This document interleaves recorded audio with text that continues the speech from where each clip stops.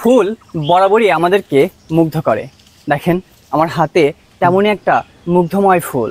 দেখতে অনেকটা রজনীগন্ধার মতো হলেও এটির মূল্য আকাশচুম্বী।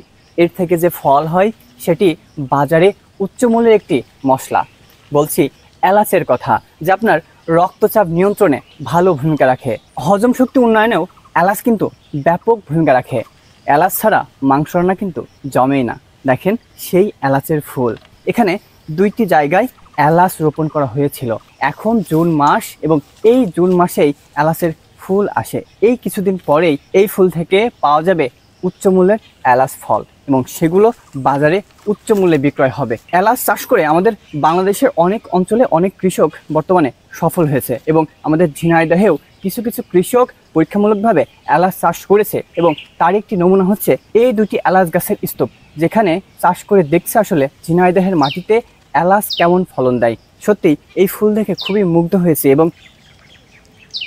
এই ফুলের এত মাতাল করা গন্ধ যে প্রজাপতি ভ্রমর কোনো কিছুই আসতে বাদ রাখছে না। সত্যিই অসাধারণ এই ফুল।